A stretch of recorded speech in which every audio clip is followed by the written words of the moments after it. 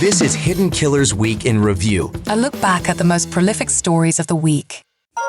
Just because they seem normal doesn't mean they are. Welcome to Hidden Killers with Tony Brueski. You're watching a courtroom drama unfold, and the defendant, who's already representing herself, starts accusing the judge of yelling at her like she's arguing with the manager at a Target customer service desk. That's essentially what we witnessed on Friday when Lori Vallows got herself kicked out of her own trial, and now here we are on Monday, June 9th, 2025, day 3 of her conspiracy to murder trial, and somehow things are about to get even more fascinating.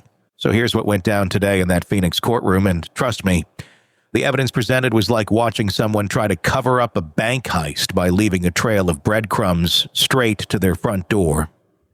Detective Ryan Pillar took the stand, and this guy basically laid out how Alex Cox, Lori's brother and alleged triggerman, made the digital equivalent of signing his name at the crime scene.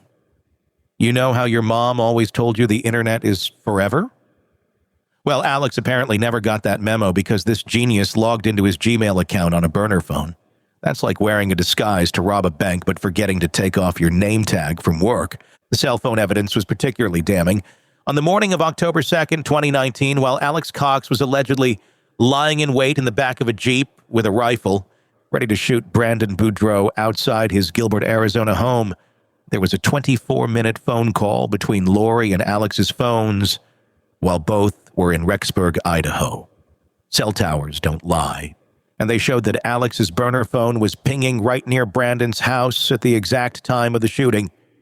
This same burner phone had been used to make appointments for window tinting and was present during a burner phone purchase at Walmart.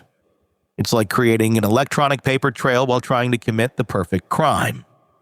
Speaking of that window tinting, Dan Moss, who owns a shop in Rexburg, testified that Alex had gotten the darkest possible tint applied over the Jeep's factory tint. We're talking 5% over 20%, which creates windows so dark you literally cannot see through them. For context, that's darker than what most states even allow on vehicles. It's like wearing sunglasses at night while also hiding under a blanket. Combined with the fact that Alex also removed the back seat and spare tire from the Jeep to create what prosecutors called a shooting platform. This wasn't exactly subtle preparation for a casual road trip. But here's what really drives home the premeditation aspect. Brandon Boudreaux, the intended victim, who thankfully survived when the bullet missed his head by mere inches, immediately told police who he thought was responsible. When first responders asked him who might want to hurt him, he didn't hesitate. He named Lori Vallows and Alex Cox right away, and specifically mentioned an incident in Chandler involving these same people just months earlier. That's referring to the July 2019 shooting death of Charles Vallows, Lori's fourth husband, by Alex Cox. Brandon understood he was potentially the next target in a pattern of violence, and only 5 people in the world knew his new address, with his ex-wife Melanie being the only one connected to Lori. The technical evidence painted a story of careful planning mixed with sloppy execution. License plate readers tracked the Jeep's journey from Idaho to Arizona, showing it arrived about 26 hours before the shooting. The forensics team found gunshot residue throughout the rear interior of the Jeep, exactly where you'd expect if someone fired a rifle from inside the vehicle. They found Alex's DNA on the steering wheel, door handles, and seatbelt buckles. Storage unit surveillance footage showed Lori and Alex putting the removed Jeep seat and spare tire into storage the day before the shooting, then returning after the shooting to retrieve these same items. It's like they read Crime Cover-Up for Dummies but skipped the chapter about avoiding cameras. Now Lori, representing herself because apparently she thinks she's got this whole lawyer thing figured out, tried to cross-examine Detective Pillar today. Watching someone who's already serving life sentences for murdering her own children try to play Perry Mason is surreal, but she actually managed to highlight some genuine investigative gaps. She established that glass fragments found at the scene were never forensically tested to confirm they came from Brandon's vehicle window. Police had simply assumed the connection without scientific verification. No bullet casings were recovered, no surveillance video existed from the area, and only one piece of glass was photographed despite multiple fragments being found. Her questioning revealed that Brandon's interview lasted only 40 minutes and contained transcription errors. This systematic approach to highlighting reasonable doubt showed Lori actually understands criminal procedure better than you might expect from someone representing herself. Her defense strategy focused on the absence of direct physical evidence linking her to the scene, emphasizing that only Brandon claims a shooting occurred. She questioned whether the window tinting could have been for sun protection and suggested maybe Alex was just visiting Arizona for innocent reasons, conveniently ignoring that he drove 11 hours through the night, removed his vehicle's back seat, got impossibly dark window tint, and then just happened to be parked outside Brandon's house at the exact moment Brandon came home from the gym. The atmosphere today marked a stark contrast to Friday's proceedings when Lori was physically removed from the courtroom. Judge Justin Brueski maintained firm control throughout Monday's session, and observers noted the significantly calmer proceedings. The massive public interest remained evident, with every seat filled and spectators lining up as early as 5:30 a.m. to secure entry. When Lori attempted to introduce emails between Brandon and Detective Pillar, Judge Brueski ruled against admitting them after prosecutors objected that the emails could relate to other investigations. The prosecution also put on record that Lori's claims of loving all people and having no malice could potentially open the door to evidence about her 4 murder convictions from Idaho. What made today particularly revealing was Lori's post-shooting internet searches. That evening, after the shooting attempt, she searched for man shot in Gilbert A's and man shot in Gilbert Easy 10/2/2019, and even misspelled Brandon's name while searching for news about him.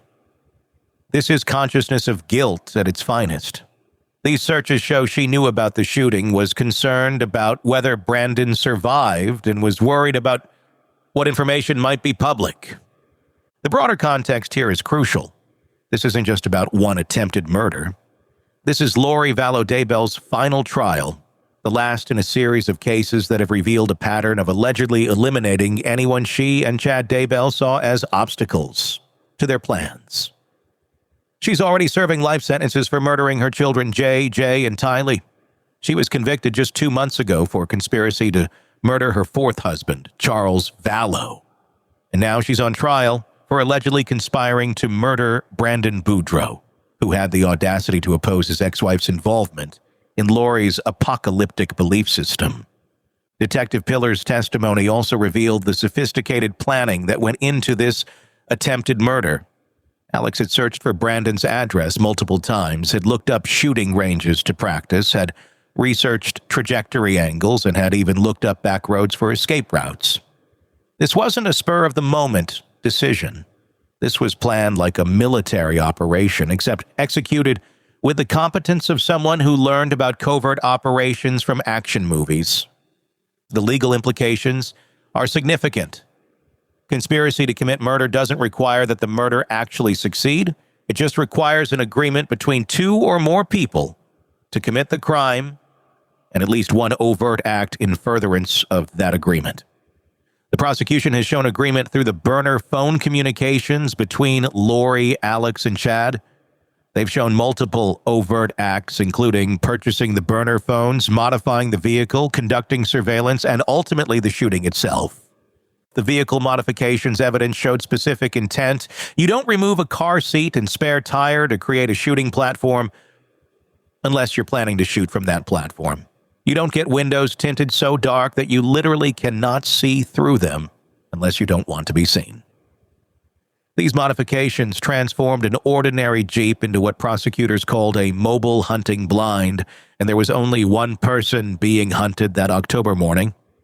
What makes this trial particularly significant is that it represents the last chance for justice in this sprawling conspiracy. Alex Cox died in December 2019 before he could be charged. Chad Daybell is serving his own death sentence in Idaho. But Lori, despite already facing life in prison, is getting one more day in court, one more chance to face accountability for the full scope of her alleged crimes. And she's choosing to do it while representing herself, which is either breathtaking hubris or complete detachment from reality.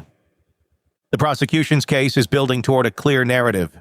Lori Vallows Daybell, along with her brother Alex Cox and boyfriend Chad Daybell, allegedly engaged in a systematic campaign to eliminate anyone they saw as obstacles. Charles Vallows was allegedly an obstacle to Lori's relationship with Chad. The children were allegedly obstacles to their new life together. Tammy Daybell was allegedly an obstacle as Chad's existing wife. And Brandon Boudreau was allegedly an obstacle because he opposed his ex-wife's involvement in their group and potentially stood to interfere with their plans. As we wrap up day 3 of this trial, the evidence presented shows a conspiracy that was both elaborate and sloppy, sophisticated in its planning but amateur in its execution. It's like watching someone plan a perfect crime but forgetting that in the real world, cell phones track your location.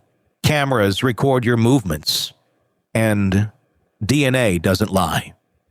The prosecution has methodically laid out how digital breadcrumbs, physical evidence, and good old-fashioned detective work have allegedly connected Lori to this attempted murder. Tomorrow we're expecting more technical evidence, possibly including ballistics analysis, and more details about financial motives. There's talk of life insurance policies and beneficiary changes, because apparently in addition to doomsday prophecies and dark souls, good old-fashioned greed might have played a role too.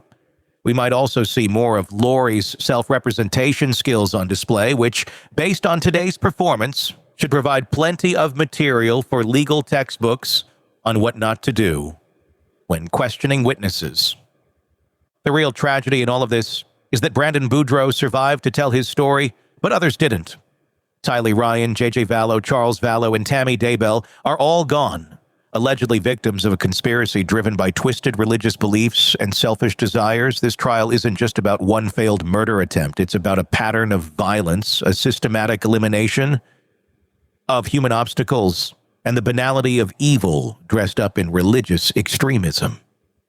As Detective Pillar stepped down from the witness stand today, you could see the weight of this case on everyone in that courtroom. The judge trying to maintain order while dealing with a self-represented defendant who just days ago accused him of yelling at her. The prosecutors methodically presenting evidence while trying not to be derailed by amateur legal tactics. And Lori herself sitting there in her jail scrubs, occasionally scribbling notes, sometimes smiling inappropriately, playing lawyer while serving life sentences for murdering her own children. So that's where we stand after day 3. The evidence is mounting, the conspiracy is being laid bare, and Lori Vallows Daybell continues to navigate her own defense with the confidence of someone who thinks she's smarter than everyone else in the room. Tomorrow promises more evidence, more testimony, and potentially more pieces of a puzzle that's already showing a clear and damning picture. Stay tuned. Because if today taught us anything, it's that this trial can take unexpected turns at any moment, especially when the defendant is determined to control her own fate in a system that's already decided she's guilty of far worse crimes. In a world where the darkest secrets lie just beneath the surface. They said it was an accident, but the evidence says otherwise. Where hidden killers roam, unnoticed, in the shadows. I think you would definitely be looking at a blend of toxic, very bad narcissistic personality traits, and they will be vengeful and possibly resort to violence. Join Tony Brueski as he uncovers the truth behind the most chilling cases. They said it was an accident, but the evidence clearly says otherwise. Each episode, we dig deep into the minds of those who commit the unthinkable. To your point on narcissism, he thinks in his own mind how witty he is. Yeah. But he lost that jury. I was done with him in 2 minutes. From unsolved mysteries to infamous crimes. Geez, you've just talked about how you taught yourself how to do everything under the sun. I bet you did a YouTube video, how to best kill somebody with a knife. Hidden Killers with Tony Brueski takes you where few dare to go. How does someone with such a dark secret go unnoticed for so long? With multiple new episodes every single day. We're not just telling stories, we're seeking justice. Listen now on Apple Podcasts or wherever you get your podcasts. Just search for Hidden Killers with Tony Brueski.